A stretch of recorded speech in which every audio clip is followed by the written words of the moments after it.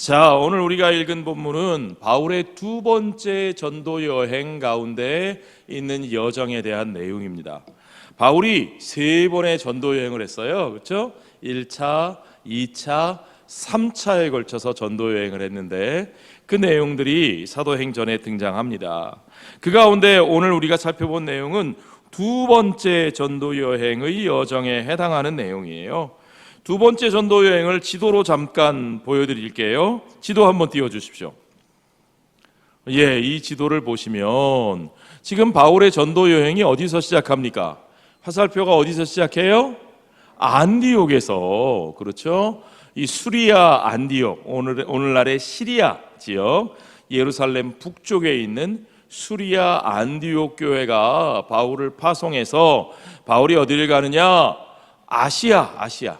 여기서 말하는 아시아라는 건 소아시아, 그러니까 오늘날의 터키 아니죠. 또 이름이 바뀌었어요. 튀르키예. 우리가 얼마 전에 지진 피해 구호 성금을 보냈던 튀르키예 지역을 이 시대에는 아시아라고 불렀습니다.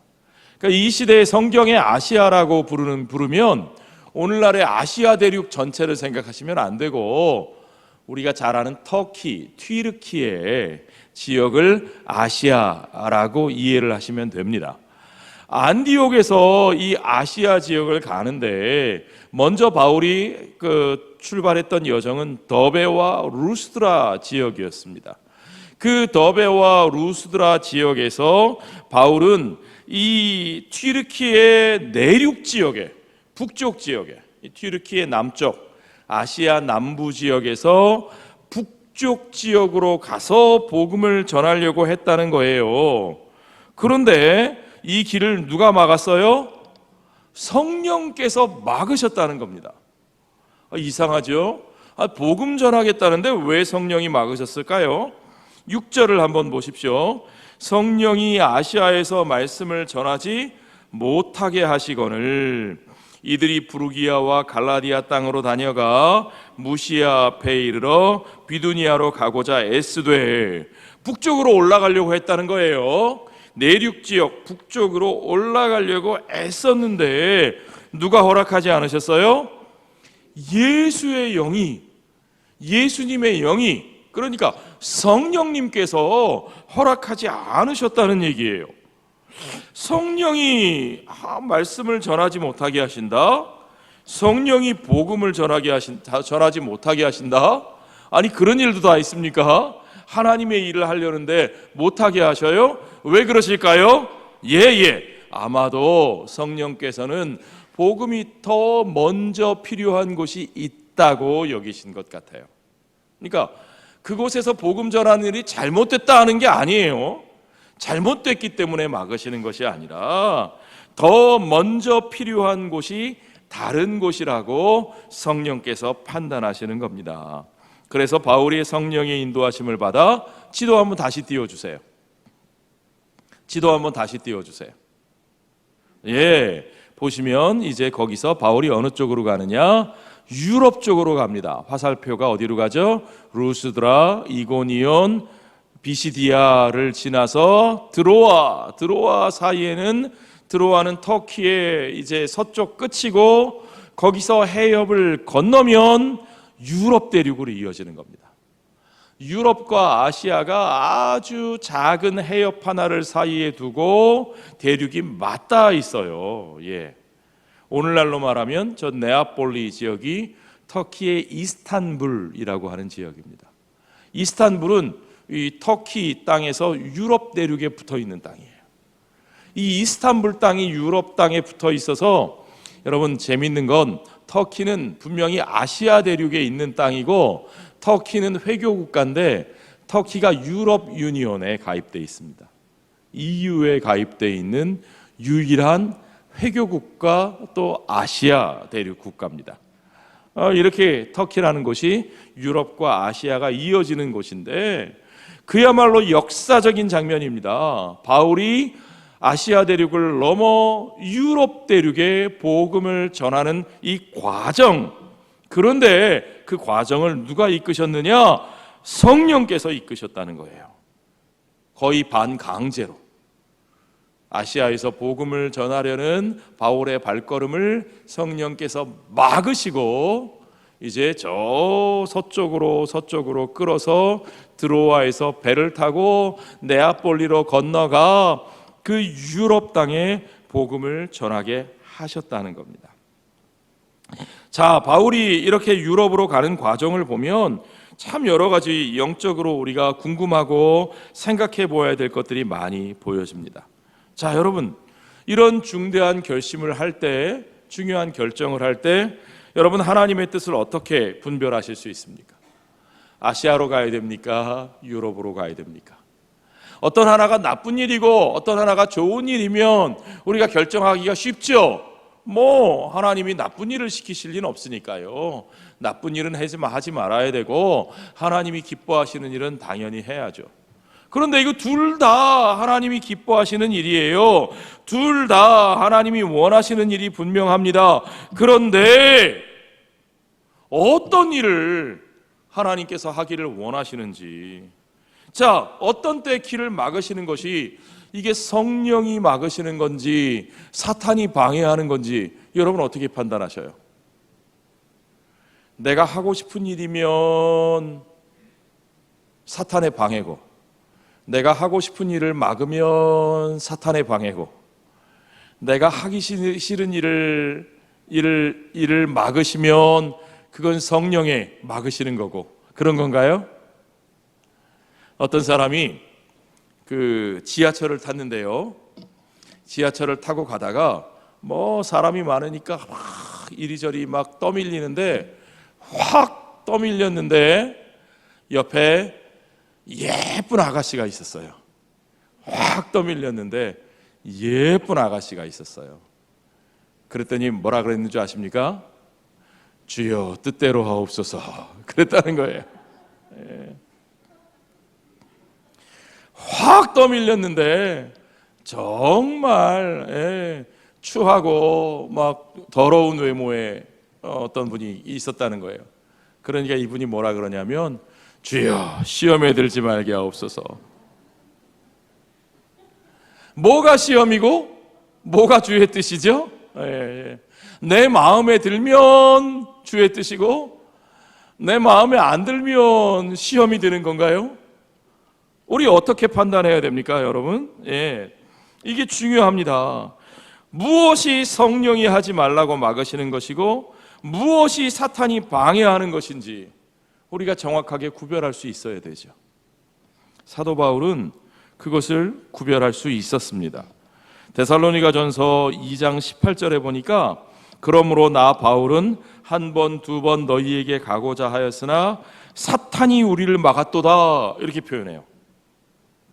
바울이 데살로니가 성도들에게 가려고 했을 때, 또 예루살렘에 올라갈 때도 여러 기회들이 있었는데 그럴 때에 분명히 가야 되겠다고 생각했는데 사단이 방해해서 사단의 방해로 자기가 보러 가지 못했다라고 표현하는 일들이 있습니다.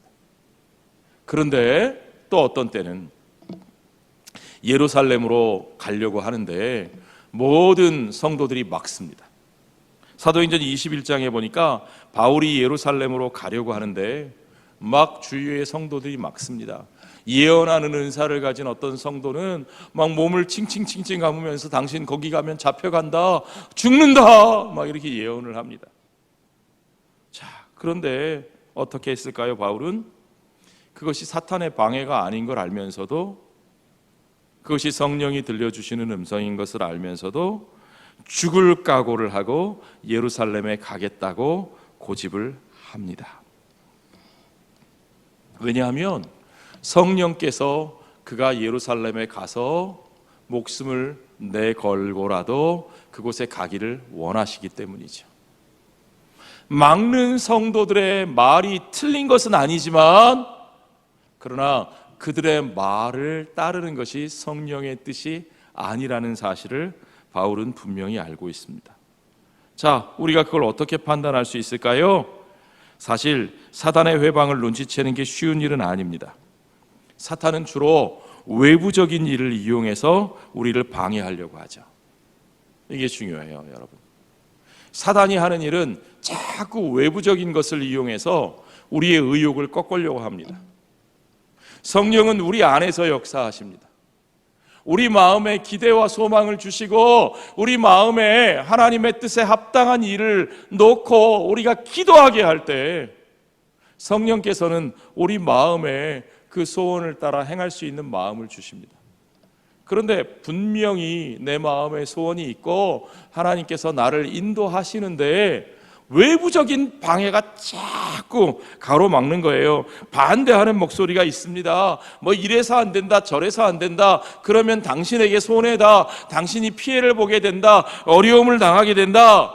그러면요, 여러분, 마음속에 내 내면에서 성령이 말씀하시는데, 내 내면에서 하나님이 마음을 주시는데 외부적으로 가로막는다?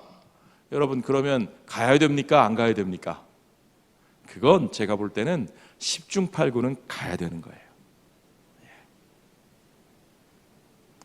내 마음에 하나님께서 주시는 소원이 있는데 자꾸 외부적으로 무언가 외적으로 사람들이 방해를 하고 일이 막히고, 그건요 오히려 성령께서 그 일을 더 잘되게 하시고 나를 단단하게 세우기 위해서 주시는 말 그대로 훈련입니다. 그럴 때는 어떻게 해야 돼요? 우리가 꺾이면 안 돼요. 더 분명하고 강력하게 내 마음에 주시는 소원에 순종하고 성령께서 이끄시는 길을 따라 나가야 되는 겁니다.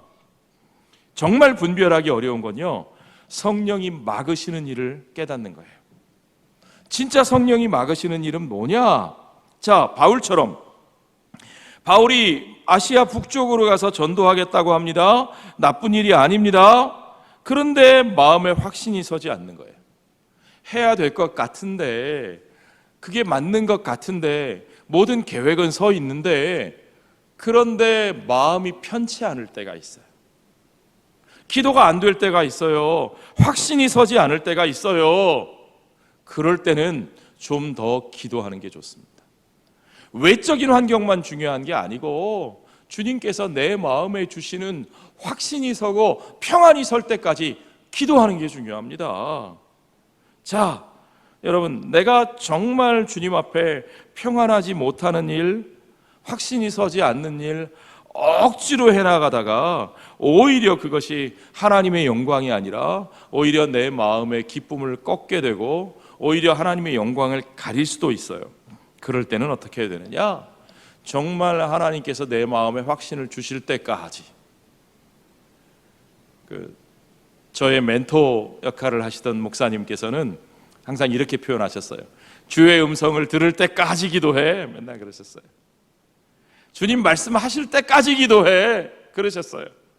처음에는 그 말씀을 이해하지 못했습니다. 아니, 목사님, 하나님이 언제 그러면 귀에 대고 덕상아 가라 그렇게 말씀해 주시나요? 그런데 정말로 충분히 기도하면 하나님께서 마음속에 그 음성을 들려주셔요. 여러분, 그걸 경험해 보시기 바랍니다. 하나님께서 정말 내가 어찌해야 될지를 모를 때에 그 일을 놓고 충분히 기도하면 정말로 내 마음속에 확신을 주세요. 가라 하는 음성을 주세요. 평안하게 하세요. 여러분, 저는 제 인생에, 제 사역에 중요한 일을 결정할 때마다 저희 집사람하고 둘이 같이 시간 정해놓고 앉아가지고 정말 하나님 마음 평안하게 해주세요, 그렇게 기도했어요. 한 번도 하나님 이렇게 해주세요, 저렇게 해주세요, 여기 가게 해주세요, 저기 가게 해주세요, 그런 기도하지 않았어요. 하나님 평안하게 이끌어주세요. 마음 평안하게 해주세요. 하나님의 뜻 깨닫게 해주세요. 하나님 인도하심만 따라가게 해주세요.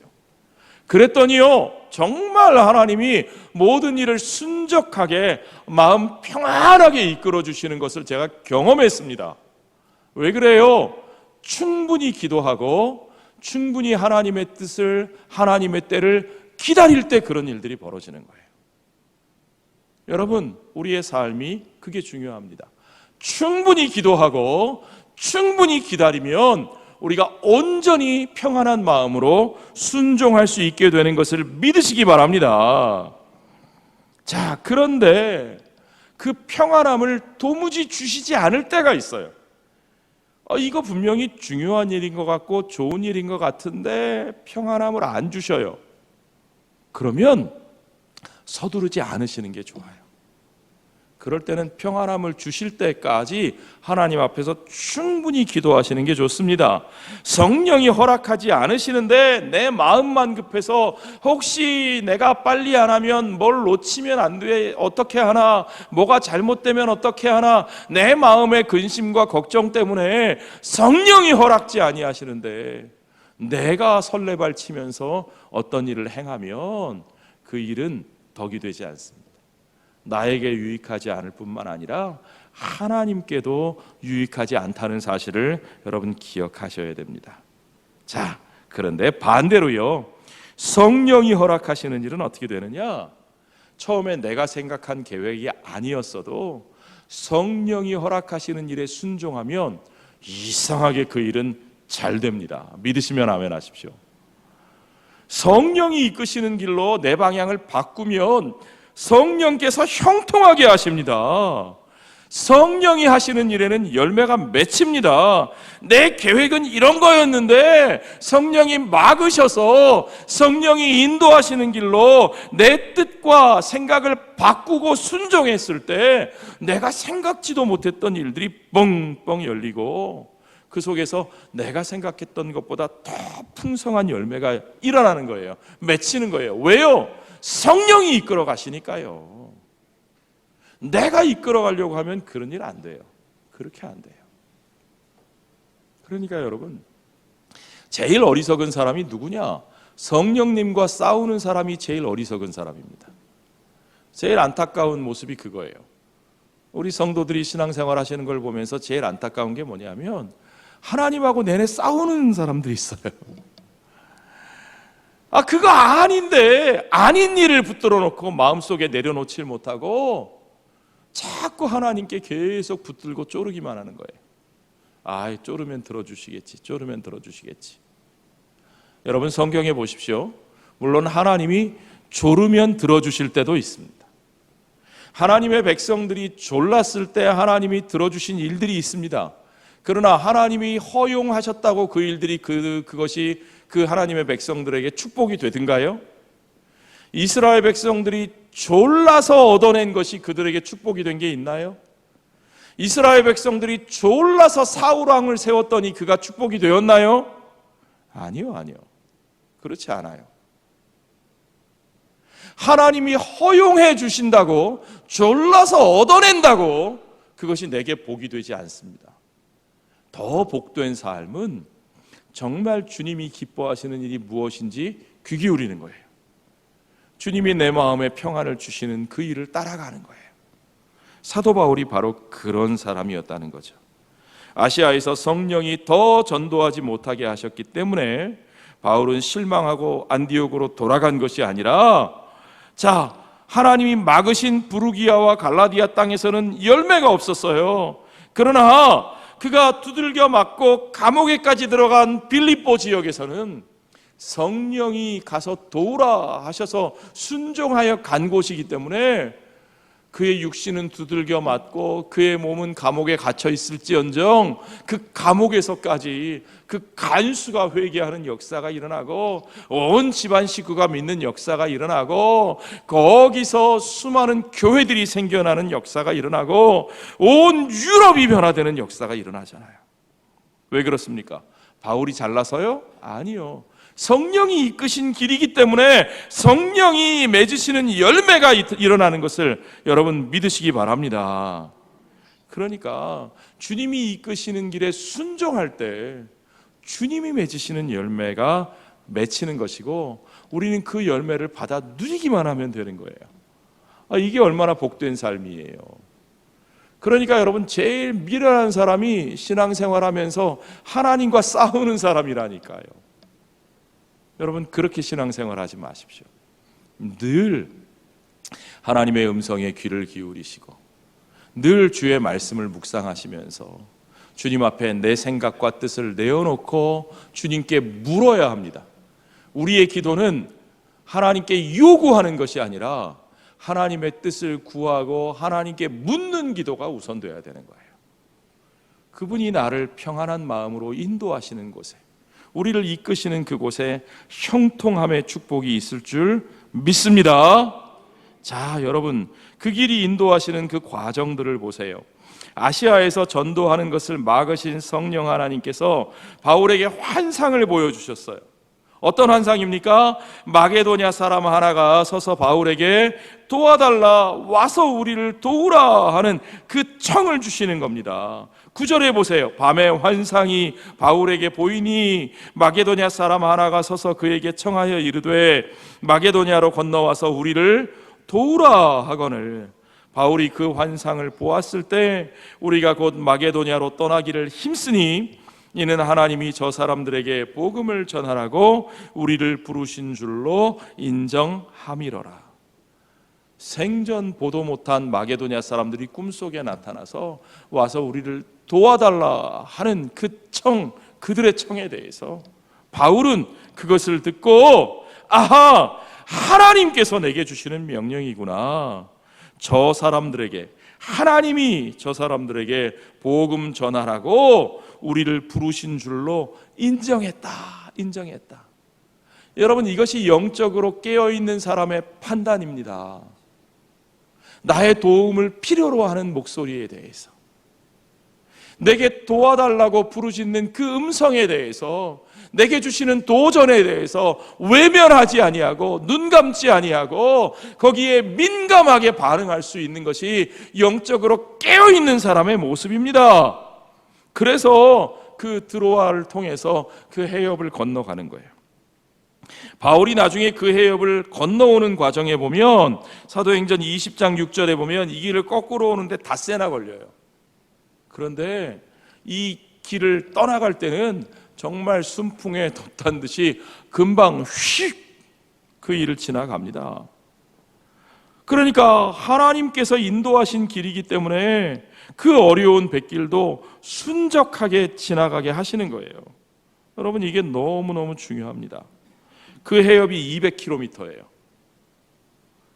여러분, 오늘날 200km는 금방 회속선으로 지나갈 수 있지만 당시의 200km는 쉽지 않은 거리입니다.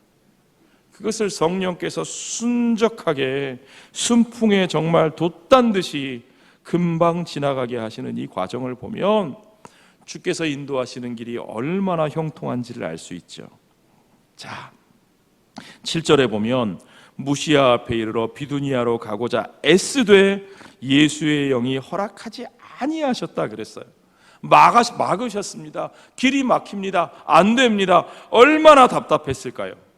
그런데 성령의 길에 순종하니까, 인도하심에 순종하니까 바닷길이 열리고 그 길이 안전하게 순풍에 돛단 듯이 지나가고 거기서 사람들을 만나게 하시고 얼마나 많은 사람들, 얼마나 좋은 사람들을 만나게 하십니까?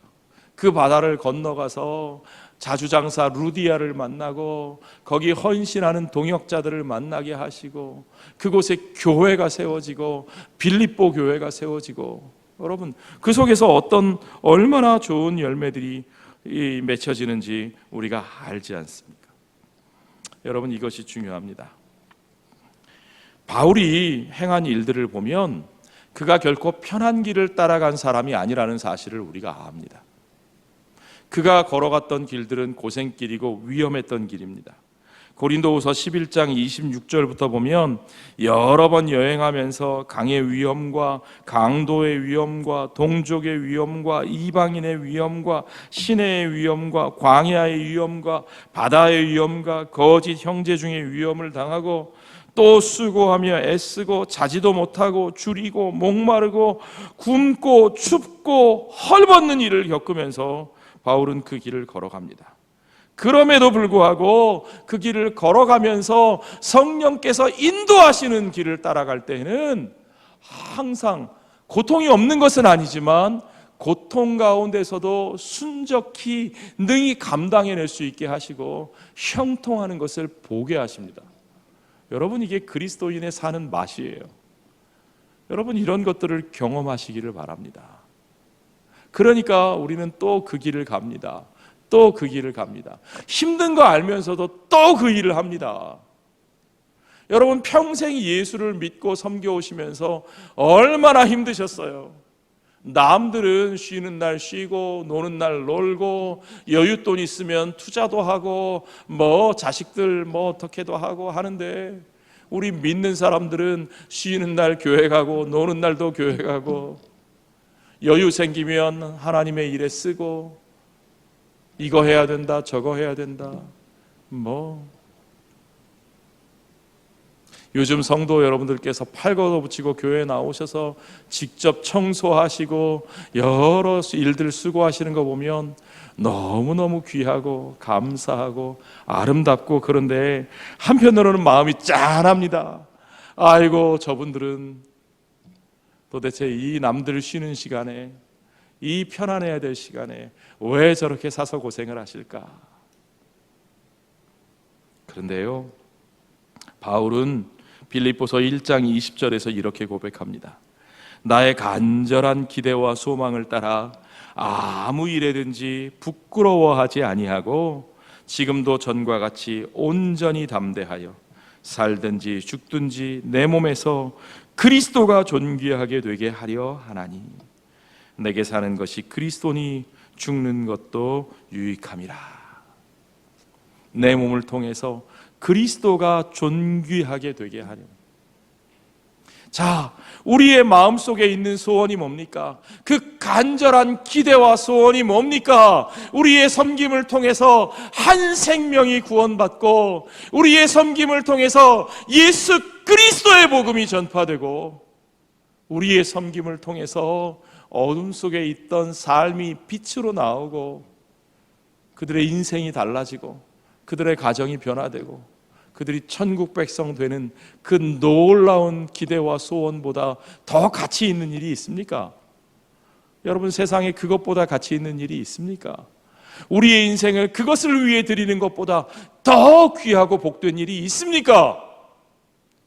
바울은 그것보다 귀한 일이 없는 것을 알기에 바로 그러한 일들을 위해서 어둠 속에 있는 또 다른 인생들을 위해 그들을 찾아가는 겁니다. 그들을 찾아가는 발걸음마다 바울에게는 정말 간절한 기대와 소망이 있습니다.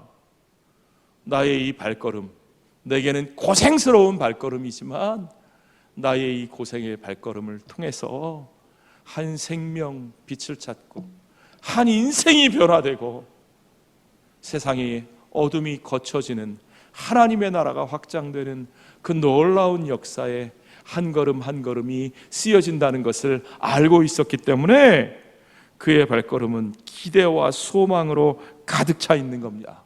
그 기대와 소망 때문에 그는 말 그대로 사서 고생하고 있는 겁니다. 와서 우리를 도우라고 손짓하는 그 사람들의 그 바램을 외면할 수 없고, 그들의 손을 향해서, 손 내민 그들을 향해서 그 발걸음을 가져갈 수밖에 없는 겁니다.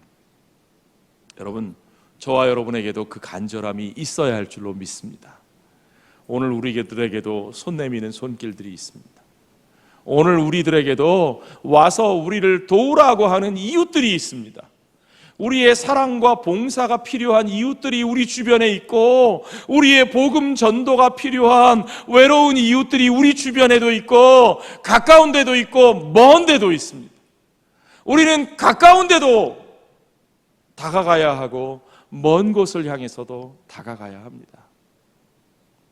성령께서 우리들을 그곳으로 인도하십니다. 지난 3년 동안, 팬데믹 기간 동안 우리가 어쩌면 잊어버리고 있을 것이다 생각을 했는데, 제가 가보니까 안 잊어버리고 계셔요. 저는 하나님께서 주신 마음인 것을 확신했습니다. 지난 연초에 우리 교회, 특별히 우리 원로 장로님들께서 자꾸 말씀하시는 거예요. 우리 캄보디아, 우리 60주년 기념교회, 꺾기돈 평화교회 어떻게 됐는지 너무 궁금합니다. 선교사님도, 지금 파송 선교사님도 거기 계시다가 안 계시고 그 현지 목사님만 계신데 너무너무 궁금하고 어떻게 됐는지, 교회가 제대로 사역은 하고 있는지, 어떻게 됐는지 너무너무 궁금합니다. 우리가 지난 3년 동안 돌아보질 못했습니다. 그래서요, 그래서 우리 선교위원장 장로님하고 제가 갑시다. 우리 가서 봅시다. 뭐가 걱정입니까? 그래서 무작정 가서 찾아뵀어요. 가서 우리 반낭 목사님 만나고 현장의 교회 둘러보고 캄보디아가 지난 3년 동안 팬데믹 기간 동안 어떻게들 지내셨는지 보고, 그랬더니 너무너무 감사한 것은요, 프놈펜 시내에 있는 교회들은 오히려 이 전염병 때문에 강력하게 통제를 해가지고 교회들이 너무너무 약해지고 사역들이 어려워졌는데, 우리 꺾기돈 평화교회는 프놈펜 시내에서 몇 시간 벗어나 있거든요. 그래서 나름 계속해서 지역 주민들을 위해서 열심히 사역을 하고 계셨어요. 그런데 제가 가서 보니까 정말 간절한 것은 유치원을 운영하면서 그 유치원 사역에 대해서 그 지역 주민들이 너무너무 좋아하고, 아이들을, 교회 안 나오는 분들도 유치원은 우리 꺾기돈 평화교회에 있는 유치원을 보내요. 그래서 우리 반낭 목사님 사모님이 열심히 아이들을 돌보는 사역을 하시는데, 우리 목사님이 하시는 말씀이 선교팀이 꼭 왔으면 좋겠다는 거예요. 와서 이 아이들 성경학교 해줬으면 좋겠다는 거예요. 또 가서 보니까 교회도 여기저기 손볼 데가 너무너무 많고 도움의 손길이 필요한 일들이 많습니다. 교회에 이 밴 차량도 필요하다고 그래가지고, 여러분 아직 구체적으로 알려드리지 못했지만 우리 장로님들이 기도하던 중에 우리 교회 어떤 장로님이 헌금하셔가지고 밴 사라고 우리가 헌금도 보냈어요. 차량 한 대 구입하실 수 있도록 해드렸습니다. 우리 이제 선교팀이 가는 것들, 그런 과정을 통해서 그들의 마음과 우리의 마음이 하나로 연결된 줄로 믿습니다. 우리 원로 장로님들이 그 선교지의 교회를 생각하시면서 기도하시고 염려하시는 그 마음, 성령 하나님이 주셨던 것인 줄로 저는 분명히 믿습니다. 또 우리를 간절히 기다리면서 환영해 주었던 그 현지의 그 어려운 상황을 견뎌낸 목회자와 그 교인들의 마음도 성령 하나님께서 주신 마음인 줄 믿습니다. 성령님께서 이 두 마음이 하나 되게 하신 줄로 믿습니다. 그러므로 올 여름 3년 만에 가는 이 단기 선교, 이 사역은요, 성령께서 인도하시는 발걸음인 것을 저는 분명하게 믿습니다. 여러분도 믿으시지요? 여러분, 성령께서 인도하시는 발걸음이라면 성령께서 이 사역 형통하게 하실 줄로 믿습니다. 성령께서 열매 맺게 하실 줄로 믿습니다. 처음에 출발할 때 이 단기 선교 팀을 꾸릴 때는요, 우리 지난주에 우리 허 목사님도 우리 헌신 예배 때 말씀하셨지만 참 어려웠습니다. 3년이나 이게 스탑됐었기 때문에 아직 팬데믹이 또 완전히 끝났다고 생각 안 하시는 분들도 많기 때문에 이게 선뜻 나서시는 분들도 없었고 여러 가지로 쉽지 않았습니다. 항공료도 많이 오르고요, 여러 가지 여건들이 쉽지 않다, 걱정도 많이 했습니다. 그런데 우리 정말 우리 장로님 또 교역자들 기도하면서 한 분 한 분 우리 마음을 맞추고 헌신하는 분들이 생겨나는데 정말 놀랍더라고요. 어떤 팀원들은 9월 달에 결혼을 앞두고 있는데, 결혼 앞두고 여러 가지 준비할 게 얼마나 많을 텐데 자기들 결혼 준비보다 두 사람 단기 선교 가서 헌신하겠다는 거예요. 할렐루야. 여러분, 그 가정 하나님이 복 주실 줄 믿습니다. 제가 보기에 어떤 청년들은 정말 너무너무 바쁜 직장이어서 1년에 휴일을 하루 이틀 빼는 게 너무너무 힘들게 일을 하고 있는 그런 젊은이들인데, 일주일을 비워서 모든 휴가를 다 비워서 단기 선교를 갑니다. 그 친구들이라고 쉬고 싶지 않을까요? 애인하고 놀러 가고 싶지 않을까요? 그런데 그렇게 헌신을 하고 물질을 바쳐서 시간을 바쳐서 몸을 고생해 가면서 요즘 저녁마다 모여서 맨날 연습합니다. 저는 알아듣지도 못하는 캄보디아 말 막 외워가지고 막 연습하고 준비하고 애쓰고 힘씁니다. 그들이라고 다른 젊은이들처럼 여름에 어디 편안하게 여행 가고 놀러 가고 유흥을 즐기고 싶지 않을까요? 그러나 그들은 자기들의 귀한 젊음의 시간들을 좀 더 가치 있는 일을 위해, 하나님 나라를 위해, 그 생명 구하는 일에 쓰는 것이 맞다고 분명하게 판단하고 성령의 인도하심에 순종하시는 줄로 믿습니다. 여러분, 정말 귀하고 보석 같은 헌신입니다. 우리가 그들의 헌신을 귀하게 여겨야 합니다. 우리가 그들과 한마음 되어야 합니다. 성령께서 역사하시는 일에 우리가 힘을 합쳐 주어야 할 줄로 믿습니다. 저와 여러분이 함께 기도해야 됩니다. 그래서 우리의 발걸음, 어떤 분들은 그럽니다. 아이고 단기 선교 그거 간다고 무슨 그걸로 선교가 돼요? 아유 그거 놀러 가는 거 아니에요? 그런 생각하시는 분은 한 번이라도 한번 가보십시오. 가보시면 그런 소리 못합니다. 가서 정말 그들이 얼마나 우리를 간절히 기다리는지, 우리가 그들과 나누는 작은 사랑 하나하나가 그들에게는 얼마나 소중한지요. 그리고 우리가 그것들을 나누는 우리의 땀방울 하나하나가 얼마나 소중하게 가치 있게 열매 맺는지를 여러분들이 경험하셨으면 좋겠습니다. 우리가 직접 눈으로 보지 못할지라도 우리 사랑하는 젊은이들을 보내면서 여러분들이 한 마음으로 기도해 주실 줄 믿습니다. 우리가 같이 기도하면 열매 맺습니다.